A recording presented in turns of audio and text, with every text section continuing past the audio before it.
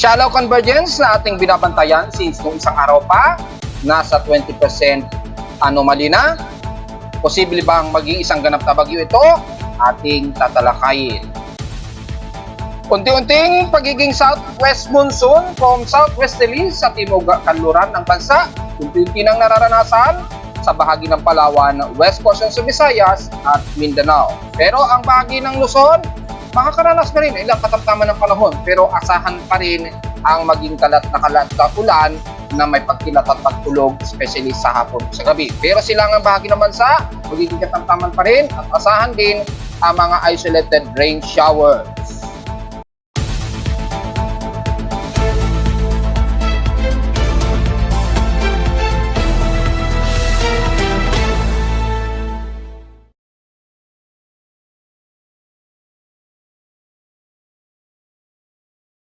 Hello, good morning mga folks. Welcome po muli sa ating daily weather bulletin at analysis para sa araw ng Huwebes, June 6, 2024.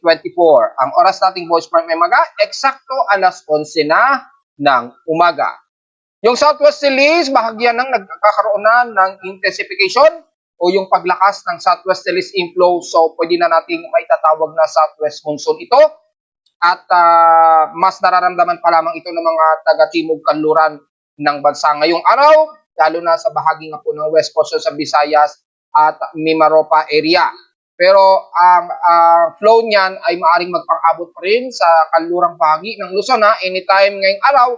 Nasa ngayon ay medyo katamtaman muna ang ating lagay ng panahon at medyo gloomy pa rin ang iiraw. So expected pa rin, lalo na sa tanghali sa hapon, kasahan na naman ang mga localized thunderstorms pa rin habang unti-unting kumukumpleto na ang onset ng tag-ulan o habagat season na.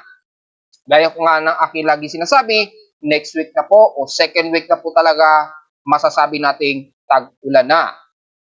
Bukod sa current conditions, haze po tayo, may few clouds pa rin tayo So, kung titingnan natin sa forecast storm predictions in 3 days, madalas po ang mga partially cloudy at overcast, gloomy and the same time localized thunderstorms na po. At gaya natin sinasabi hanggang weekend na po yan, this week, ay makakaranas na tayo ng sunod-sunod na ng mga localized thunderstorms at dahil sa pag-usbong na ng hanging habagat, nitong pagpasok ng weekend ay aasahan natin ang medyo unti-unting sunod-sunod na ng mga pag-ulan ang mararanasan lalo na sa kanluran ng bansa. Sa lowest temperature na tala, ako weather station, kaninang 3:43 AM, nakapagtala kami ng lowest of 25.2 degrees Celsius.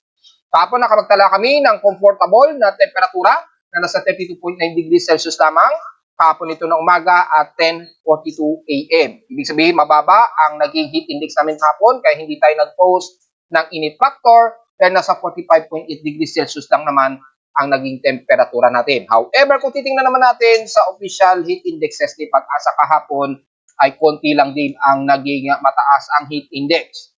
Pinakamataas na dito ang nasa 49 degrees Celsius ang Butuan, Agusan del Norte, dahil nasa silangan ito. So nanguna ang Butuan na may pinakamataas na heat index ayon ito sa data feed ni Pag-asa. At pumangalawa na kagad ang may 46 degrees Celsius na init pandama diyan sa bahagi nga po nasa na yun, nawala. Nasa bahagi ng Masbate. Ayun, nakita ko na. And then, after nyan, 45 degrees Celsius na agad pababa, which is parami-rami na po, which is maituturing kong comfortable na heat index na yun na maituturing natin. At tingnan na lamang nyo. At dahil ko konti lang naman nito, typically, ang nag-45 degrees Celsius ay ang La Union, ang areas na rin ng Iloilo, yan, ay 45 degrees Celsius. Yun, I think yun lang ang nakita natin. Mukhang dalawa lang din ang nakapagtala ng 45 degrees Celsius. So, kukunti lang pala.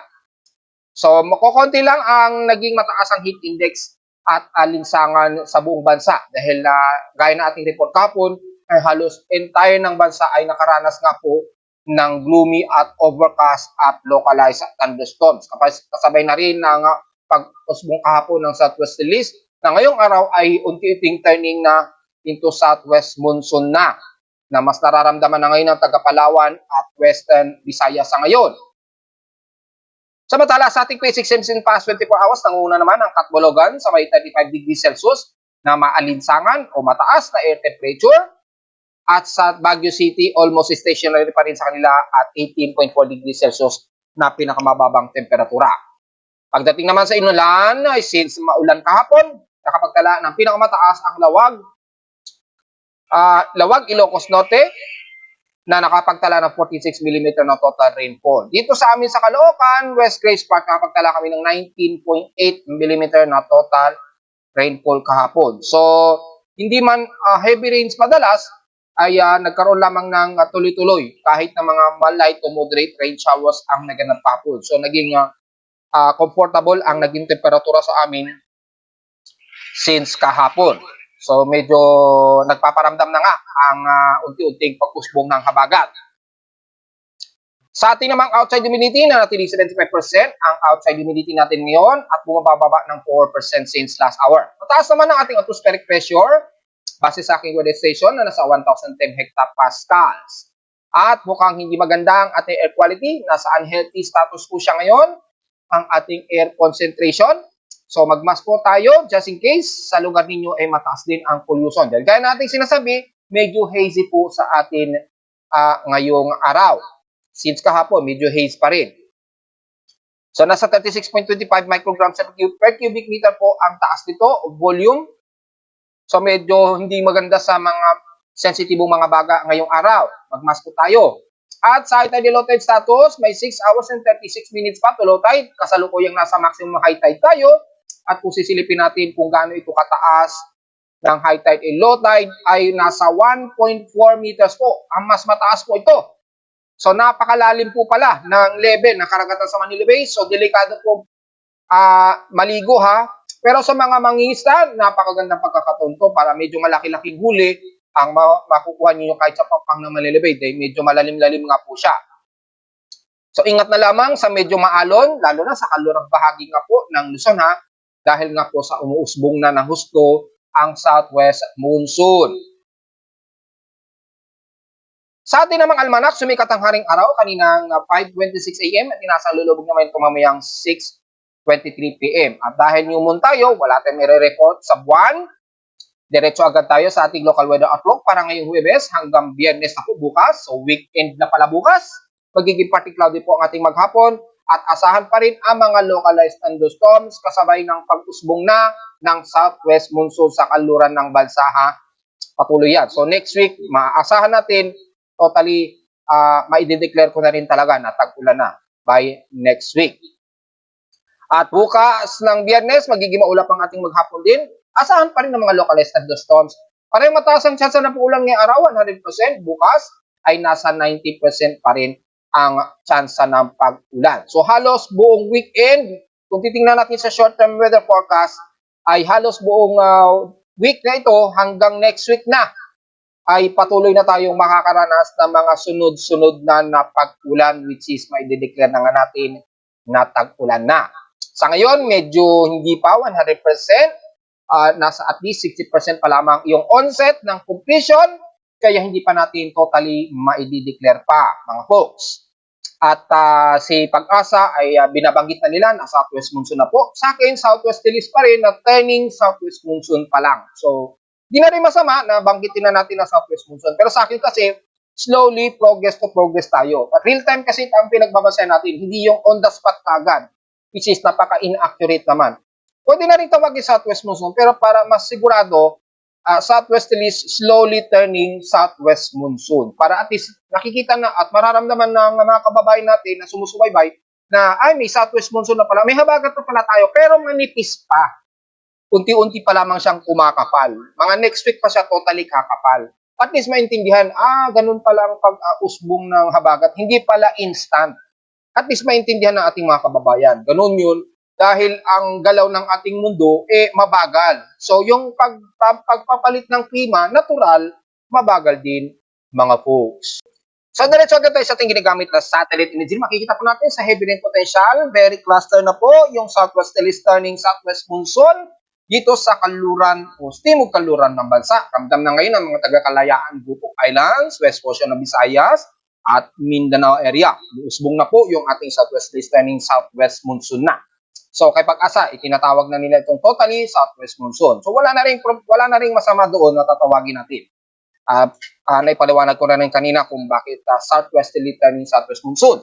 At dahil po dito ay magiging mostly moderate to heavy rains na po ang nararanasan ng mga taga Kalayaan Gupok Islands, dyan sa Mindoro, palalo na sa buong Palawan, west portions ng Visayas at west portions ng Mindanao area ha. So, expected po ang mga potentially na flash floods po dyan. Ingat po sa mga kababayan natin mula sa Mindanao, Zamboanga Peninsula, sa west portions ng Visayas naman ang buong bahagi ng Negros Region, Panay Island, yan, Iloilo lalo na, maulan na ngayon dyan, at ilang isla ng Romblon at Marinduque sa Southern Luzon. Siyempre, damay na rin ang bahagi ng Mindoro. So at least, medyo panatag na, medyo bumababa na ang madalas na mataas na temperatura sa Mindoro area. So titingnan natin dito ay kapiranggot na lamang sa may bandang San Jose ang mas mainit na temperatura. Dahil gaya sa amin sa Caloocan, low altitude kasi ang San Jose. Kaya tingnan mo, mataas pa rin ang temperatura sa kanila. Pero at least, hindi na singlala gaya ng mga nararamdaman ng mga taga-Tugigaraw. At kung titingnan natin sa mas malapitan, using Himawari 8 ay buong bahagi ng Palawan ay nakakaranas ng moderate and heavy rain showers. So ingat po sa mga pagbaha, maging sa nabanggit po nga kanina sa buong bahagi ng west portions ng Visayas. Nadadamay ang parte ng Cebu, Bohol at Siquijor. So ingat po sa potential ni flash floods at malamang nakataas yan sa moderate to high o red warning na general flood warnings mula kay Pag-asa. Automatic yan. Kabilang na ang kanluran ng Zamboanga Peninsula, lalo na ang isla ng Basilan at Hulusulo. Ingat po sa mga biglaang pagbaha. Paghandaan po natin mga folks, lalo na sa mga potential na pagguho ng lupa, ay mag-ingat po mga folks. Samantala sa kanluran ng Northern Luzon, bagamat medyo partly cloudy at ilang overcast and gloomy, asahan din ang mga isolated rain showers and localized thunderstorms anytime nitong maghapon lalo na sa bahagi ng Pagudpud, Lawag, Ilocos Norte, pababa na yan ng Bigan, La Union, all the way Papamangasinan man yan, Mapazambales, kabilang na rin ang Central Luzon, at dyan sa pababa ng Bulacan, Angeles, Pampanga area, at Metro Manila. So expected po na kadalasan overcast and gloomy po ang bahagi ng extreme Northern Luzon. Pero expected pa rin ang localized thunderstorms So ingat po mga folks. At maging sa silangang bahagi ng Northern Luzon, pababa na yan ng Quezon Province hanggang Camarines Norte and the rest ng Bicol Region. Ang areas ng silangang bahagi ng bansa, mas makakaranas pa rin tayo ng katamtaman pero asahan din ang mga isolated rain showers mula Bicol Region, Eastern Visayas at Eastern part ng Mindanao. At dahil nga po sa umuusbong ang southwesterly wind flow na tumatagos sa silangan ng Visayas at Mindanao, makakaasa pa rin kayo ng mga isolated rain showers and localized thunderstorms. At nabanggit na nga po, ang buong bahagi ng Southern Luzon at Visayas, makakaranas pa rin kayo ng mga scattered at isolated rain showers and localized thunderstorms na aking binanggit. So, kabilang na ang taga Masbate maging sa Boyas Island at Ticao Island. Makakaranas din kayo ng mga katamtaman at isolated rain showers. At mula sa bandang kanluran nga po ng Mindanao, lalo na sa buong Maguindanao, yan, kasama na ang Sorsogen, magiging overcast and gloomy rin kayo dyan at mga isolated rain showers. Bagamat sa ilang bahagi ng Davao Oriental ay magiging katamtaman, medyo maaraw po at medyo humid po kayo dyan, pero expected sa maghapon ay makakaranas pa rin kayo ng mga ilang isolated and scattered rain showers and localized thunderstorms. At pagdating naman sa may bandang Surigao del Sur, pababa na yan ng Compostela Valley at buong Davao de Oro at pababa ng Governor Generoso ay nakakaranas ngayon kayo ng mas maulap na himpapawirin at mga kalat-kalat na mga ilang moderate and clusterized na heavy rain showers lalo na dyan sa bandang Katiil, Hinatuan, pataas na yan ng Tandag, bandang Surigao del Norte na. So sa mga isla ng Dinagat Island, Surigao, ingat po sa medyo maalon ng bahagya dyan. Pero mas magiging makulim din kayo anytime at isolated rain showers din. Pero sa ilang bahagi ng Northern Mindanao, katamtaman po ang lagay ng inyong panahon mula Iligan, Cagayan de Oro, Camiguin, all the way hanggang dyan sa may bandang Butuan. So medyo mataas po ang inyong temperatura dyan. dahil mataas po ang medyo humid sa paligid ng bandang Northern Mindanao mula Iligan hanggang Butuan City. Sa sentral ng Mindanao, mula Malaybalay, Bukidnon, pababa na yan ng Quezon hanggang dyan sa papasok na po ng Davao City, katamtaman at medyo humid din po kayo dyan. So medyo mataas po ang temperatura ninyo dyan, mga folks. So wag po ba rin kayo mag-expose sa labas, lalo na sa mga taga-sentral ng Mindanao dahil asahan ang maalinsangang temperatura sa gitna ng Mindanao, ng Malaybalay, Bukidnon, pababa na yan ng Kidapawan, kabilang na ang ilang bahagi ng Davao del Sur area. Medyo maaraw pa rin dyan.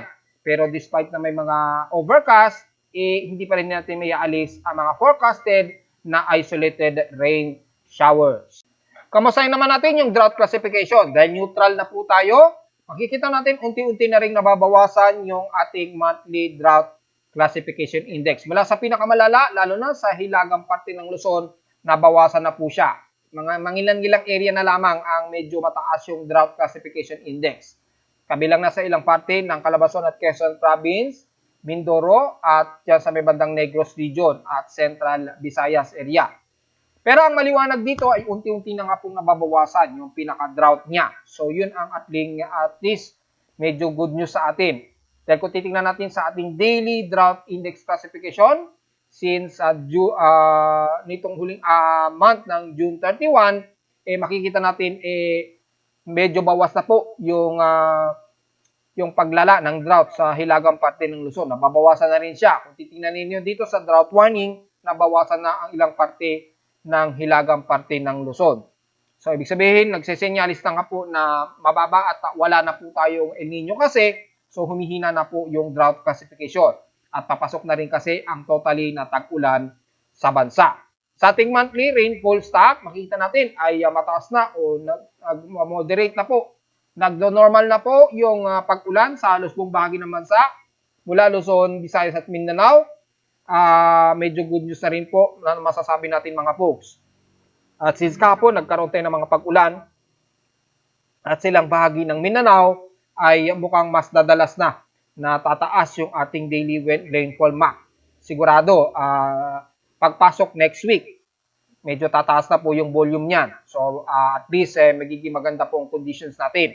Pero ingat dahil mukhang mas malaki po ang volume na magiging pag-ulan. So medyo paghandaan ang mga posibilidad na ng mga pagbaha, lalo na pagpasok ng July to August 2024 na po. So at least mayroon tayong warm up na mapaghandaan ang mga posibilidad ng mga babain dahil nababalitaan ko tumataas agad ang mga pagbaha sa ilang parte ng Metro Manila.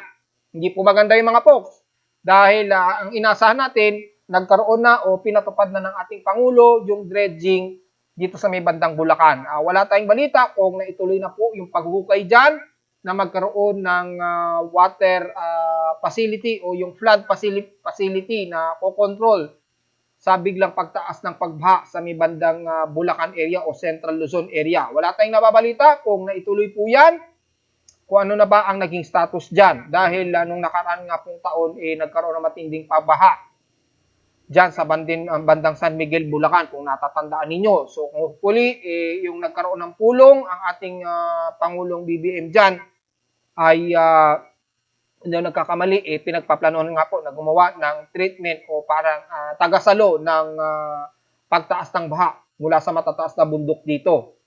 So, para maiwasan po ang matinding pagbaha mula dyan sa bahagi nga po ng San Miguel, Bulacan, paibaba. So, hindi natin alam yung anong status na ngayon dyan, kung natapos na po dahil papasok na nga po ang tag-ulan sa bansa. Samantala, yung matagal natin binabantayan na convergence o shallow convergence since nung isang araw pa, nagkakaroon na po ng ilang palatandaan mula sa ating West Pacific Basin Monitoring at sa kasalukuyan dito sa 24-hour Tropical Cyclone Forecast Prediction o Anomaly Monitoring. Nasa kasalukuyang 30% ito, unti-unti nagiging 30% na po. Ito nga po yung sa silangan ng Mindanao sa labas ng ating Philippine Area of Responsibility o bandang southeast ng Guam. Ang pamumuno ito, bumababa na po yung atmospheric pressure niya. At sa kanyang anomaly ay so far natiling nasa 20% pa naman. So, kung pagbabasin natin yung anomaly niya o yung real-time anomaly, lumalabas 20% pa lamang sa ngayon. So, anytime tataas din yan kung magpapatuloy yung upward low convection. Mabagal nga lang din. Ulit ko, nasa balanse po ang init ng karagatan. Medyo katamtaman lang ito. Hindi siya sobrang init at hindi naman din sobrang malamig. So tama lamang, kaya medyo mabagal po yung development. Pero kapag pumasok po yung Coriolis circulation, maaring mag-develop at mag-enhance ito kahit na tumagal-tagal pa sa mahigit 50 hours yung progress niya. At sa loob ng 48-hour period ay may mga maliit pa rin na tsansa ito ay mag-intensify, pero pinapakita dito sa ngayon, ito ay nanatiling 20% lamang sa susunod na 24 oras. So, titingnan natin kung magpapatuloy yan, kung magkakaroon pa rin siya ng enhancement dahil base na rin sa ating nakaraang araw na ating pagre-report, talagang meron itong namamataan sa silangan nga po ng Mindanao hanggang sa ito ay lalapit sa may bandang Eastern Visayas nga po according sa ating climatological tropical cyclone outlook. Kung mababasa naman natin sa global tropics ay inaasahan daw itong mabubuo nitong third week daw ng May according dito. Starting June 19 to June 25, 2024 na. At pinapakita dito ang possible development zone sa may Eastern Mindanao or Eastern Visayas area. At meron pa din sa may bandang Kanluran. So tingnan natin. Malamang itong Kanluran nito, malamang yung totally enhanced na ng ating habagat. So kaya nakataas siya sa 20% tropical cyclone development possibilities. So tingnan natin kung hindi this second week o third week po ng June na maaari natin makitaan ng tuloy-tuloy na progress itong low pressure area na ito kung sakaling mag-develop. Sa ngayon, mababa pa po, nanatiling mababa pa ang chance na mag-i-invest dito sa ngayon dahil wala pang nakikitaan tayo sa ating global spectral model. Medyo shallow circulation lamang. Dahil inulit ko, nandyan nga po yung intertropical convergence line development at unti-unti na nga po itong umaangat. Yan, medyo dahan-dahang umaangat. Habang tumataas po yung ating habagat sa season, dahan-dahan namang mas tumataas yung intertropical convergence zone line. Umaabot ng bandang Visayas po yan. So, habang as month goes by, tumataas yan. So, yung development ng mga tropical cyclone ay unti-unti ring mas tumataas ang probability. Kahit hindi natin tingnan kay Pag-asa at kahit tingnan nyo na po sa mga historical record ni Pag-asa, pumapasok ang June to July, unti-unti nang mas tumataas ang probability ng tropical cyclone development. Dahil nga po yung ITCZ, unti-unti nga po siyang umaangat mula Eastern Mindanao, umaangat yan hanggang Eastern Visayas po. So, the more na umaangat siya, papunta ng Eastern Visayas, yung ITCZ line natin, mas tumataas din ang probability ng pamumuho ng mga tropical cyclone development. Sa ngayon, wala pa tayong nakakitaan dito, pero mostly, mga shallow trough ang nakikitaan natin along intertropical convergence line. Maging sa ating mean sea level pressure ay sa ngayon, wala pa tayong nakikitaan na low pressure systems. Pagamat may nakikita na tayo sa West Pacific Basin, kaya tingnan na lang natin kung magpapatuloy. At sa latest update naman ng mga computer models, sa ngayon, ayon kay GFS, ay wala pa itong nakikitaan. Well, tingnan natin. Kasi yung forecast extending na ito, naglalaro na hanggang June 13, 2024 na po yung forecast period time nito. Maging kay CMWF, wala ring ipinapakita so far. Pero mga trough cluster lamang ang mas madalas nakikitaan. Kay NAVGEM, medyo trough cluster lang din.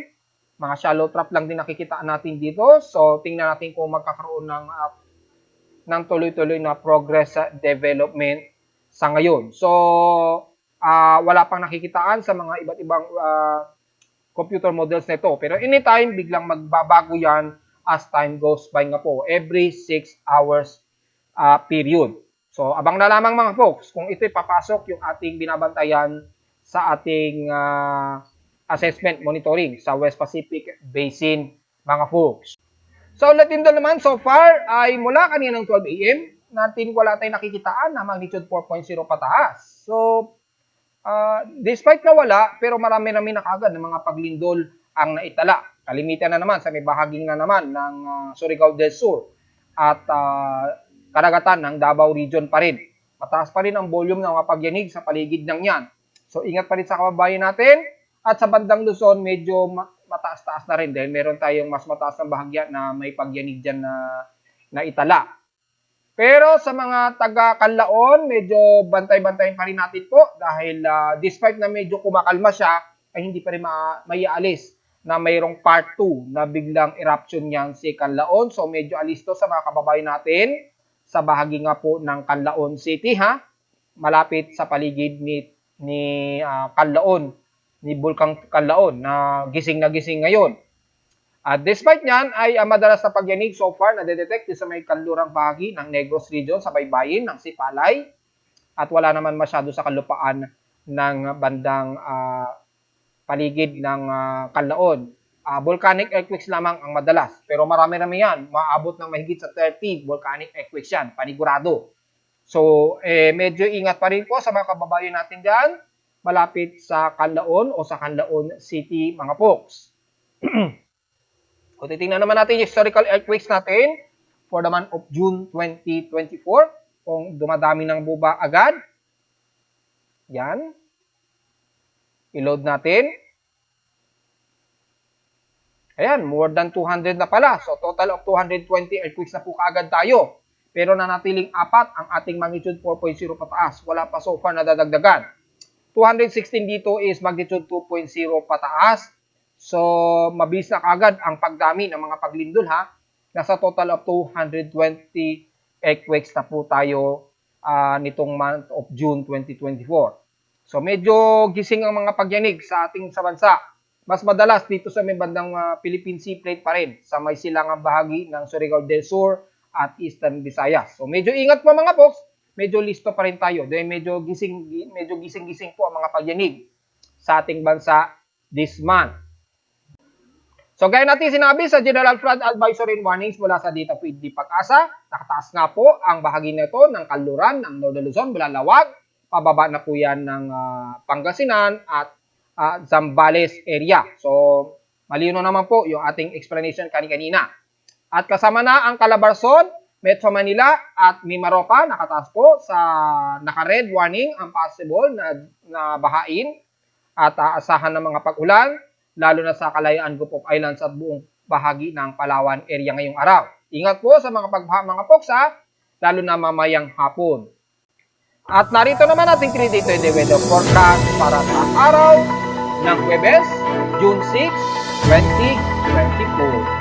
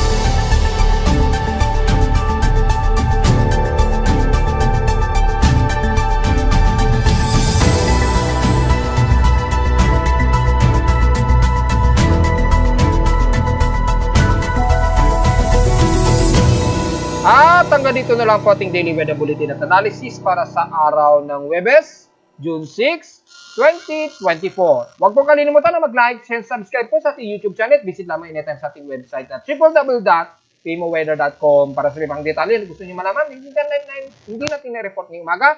Pero asahan pa rin ang halos general na mga scattered rain showers sa halos buong Southern Luzon, Visayas at Mindanao. Take note yan mga poksa. Dahil yung ating southwest is turning na into southwest monsoon na.